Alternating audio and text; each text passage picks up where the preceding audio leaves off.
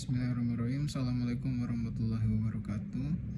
Nama saya Rizky Alfiansah dengan NPM 2321 010048 dari kelas Hukum Keluarga kelas C angkatan 23. Di sini saya akan menjelaskan materi bab 8 dan sampai di bab 12 untuk memenuhi tugas UAS Hukum Perdata Internasional dengan dosen pengampu Bapak Idrus Al-Ghifari SHMH.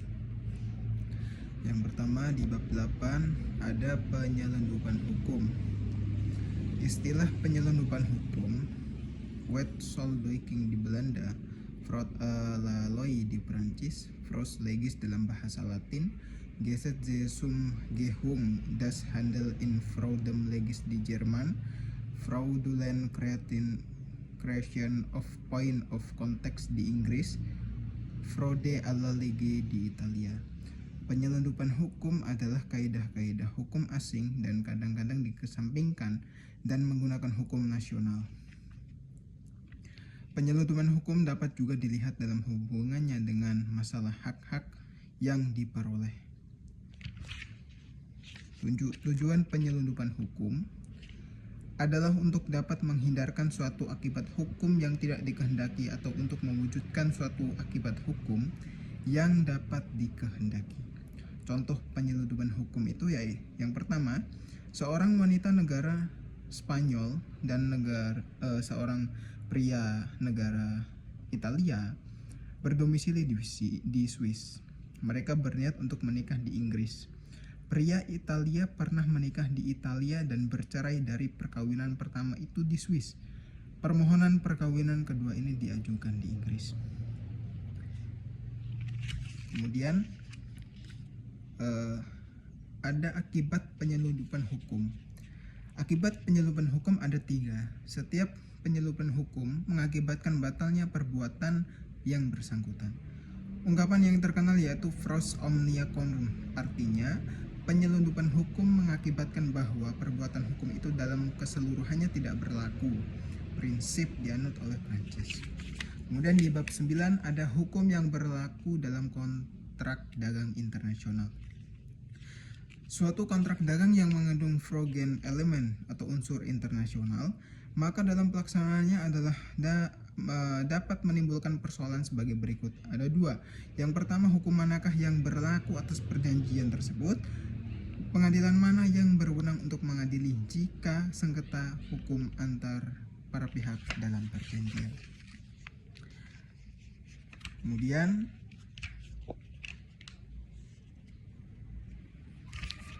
ada pilihan hukum. Pilihan hukum merupakan kebebasan yang diberikan kepada para pihak untuk menentukan hukum yang akan berlaku bagi kontrak yang dibuatnya. Pencetus pilihan hukum adalah Dumoulin dari Prancis. Kemudian ada yaitu pilihan hukum dengan lex mercatoria. Seperangkat prinsip-prinsip umum dan ketentuan hukum, kebiasaan yang secara langsung dapat digunakan dalam dunia perdagangan internasional tanpa harus terikat pada ketentuan hukum nasional suatu negara. Istilah lex mercatoria diberikan pengertian sebagai hukum yang seragam, yang keberadaannya diterima oleh komunitas komersial di berbagai negara. Pilihan hukum dengan lex loci contractus adalah teori klasik di mana hukum yang berlaku bagi suatu kontrak internasional adalah hukum di tempat perjanjian atau kontrak itu dibuat. Kemudian ada mailbox theory. Jika kedua belah pihak dalam suatu kontrak internasional tidak saling bertemu muka, maka yang penting adalah saat salah satu pihak mengirimkan surat yang berisi penerimaan atas penawaran yang diajukan oleh pihak lainnya. Kemudian ada lex loci solutions. Hukum yang berlaku bagi suatu kontrak adalah hukum di mana kontrak tersebut dilaksanakan. Teori ini digunakan untuk menentukan akibat-akibat hukum dari suatu perjanjian. Kemudian di bab 10 ada perbuatan melawan hukum dalam HPI atau hukum perdata internasional. Istilah perbuatan melanggar hukum dikenal dalam hukum perdata internasional sebagai onrechtmatigheid di Belanda, delict atau akte illicit di Perancis, dengan istilah kumpulan obligation delictuelles et quasi delictuelles, obligation quasi contractuelles, obligation peromen legalis, onerlabde Handlungen di Jerman.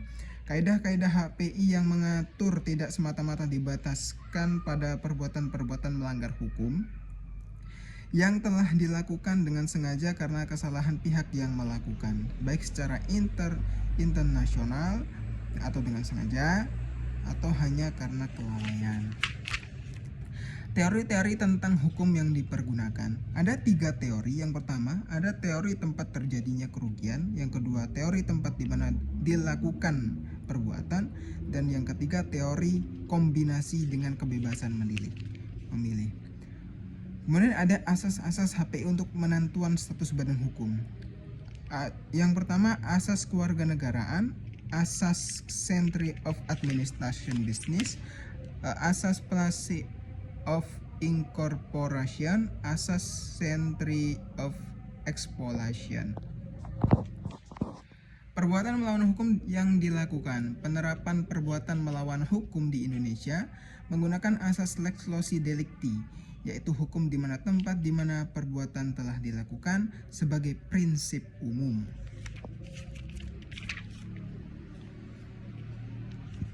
Di bab 11 ada asas-asas hukum perdata internasional tentang hukum benda dan keluarga. Klasifikasi hukum benda. Dalam HPI, pembebasan mengenai benda dilihat dengan benda tetap, dengan benda bergerak, dan benda berwujud, dengan benda tidak berwujud. Kemudian situs benda. Letak benda atau situs benda ditentukan dengan melalui 1. Status benda bergerak ditetapkan berdasarkan hukum dari tempat memegang hak atas benda tersebut. Hukum dari tempat pemegang hak atas benda tersebut berdomisili. Hukum dari tempat benda terletak. 2.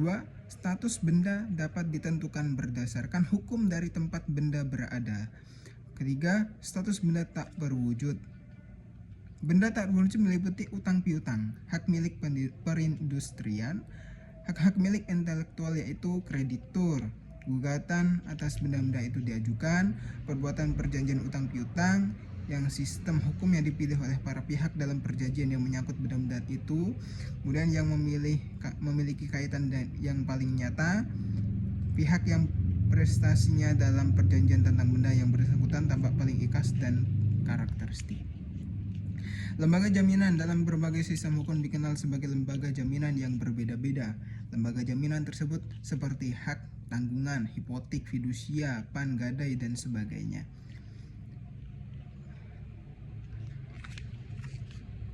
Asas-asas HPI dalam keluarga, hukum keluarga.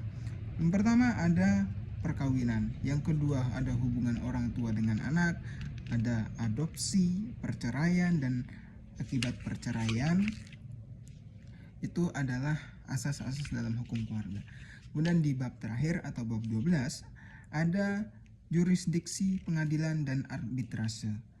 Pengertian kewenangan yurisdiksional forum dalam konteks HPI diartikan sebagai masalah apakah sebuah forum akan mengadili dan memutuskan suatu perkara yang diajukan kepadanya. Dalam HPI masalah ini menjadi kompleks karena mencakup beberapa masalah. Yang pertama, apakah pengadilan berwenang untuk mengadili perkara? Kompetensi pengadili adalah persoalan hukum acara, dan dalam hukum keperdataan biasanya bergantung dari penyampaian panggilan pengadilan kepada pihak tergugat, dan panggilan hanya dapat disampaikan jika tergugat berada secara fisik di dalam yurisdiksi pengadilan, tergugat menundukkan diri pada kewenangan yurisdiksional pengadilan, dan yang ketiga, pengadilan memerintahkan pemanggilan tergugat di wilayah di luar yurisdiksi pengadilan. Kedua, apakah pengadilan akan menolak mengadili atau tidak melanjutkan proses peradilan meski sebuah forum terbukti berwenang untuk mengadili, namun ia dapat menolak dan tidak melanjutkan proses pemeriksaan perkara. Karena yang pertama, asas forum non convenience. Kedua, kedua, asas lis alibi pendens. Ketiga, asas res judicata, dan keputusan melanjutkan pemeriksaan akan bertentangan dengan kewenangan yurisdiksional eksklusif atau bertentangan dengan klausula arbitrase yang disepakati para pihak. Apakah ada pembatasan terhadap pengadilan dalam melaksanakan kewenangan yurisdiksional? Meski pengadilan sudah melaksanakan panggilan dengan benar, yurisdiksi pengadilan masih mungkin dibatasi yang mengakibatkan pengadilan dianggap berwenang mengadili. Tipe-tipe yurisdiksi pengadilan. Yurisdiksi ekstrateritorial adalah kewenangan pengadilan suatu negara untuk melaksanakan yurisdiksinya atas seseorang tergugat yang berkediaman tetap domisili di suatu negara di luar negara forum.